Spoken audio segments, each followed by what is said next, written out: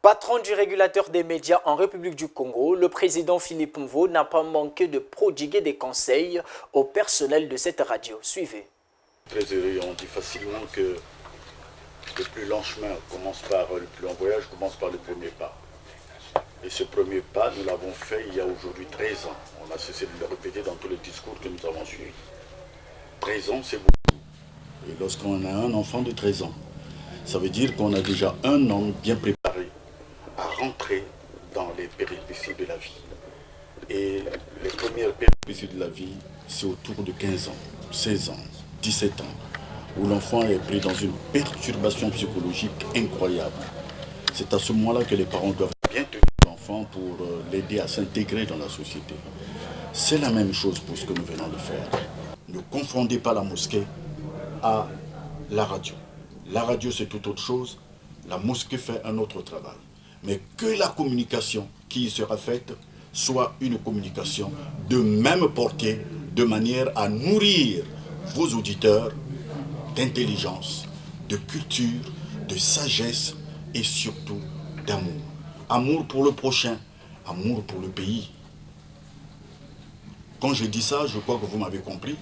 Avec ceci que je vais terminer par le troisièmement.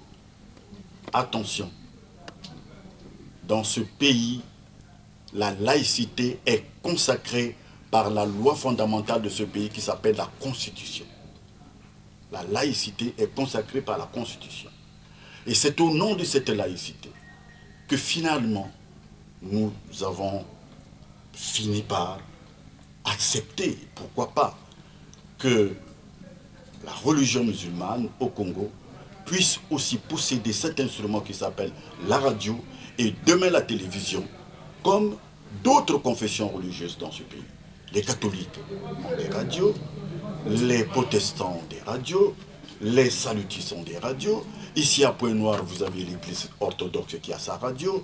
Vous avez aussi les kimbanguistes qui ont leur radio. Ils ont demandé aussi, nous avons accordé depuis longtemps, l'autorisation d'ouvrir une radio, une télévision aux kimbanguistes aussi. Quant à la multitude, j'ai envie de dire à la foultitude des églises de réveil ici à Pointe-Noire, eh bien, ces églises de réveil ont aussi des radios. Alors vous êtes donc appelés, dans un même élan de cœur et d'esprit, à travailler, à aider les autorités de la place pour que, ma foi, la sécurité puisse régner. Et cette sécurité, vous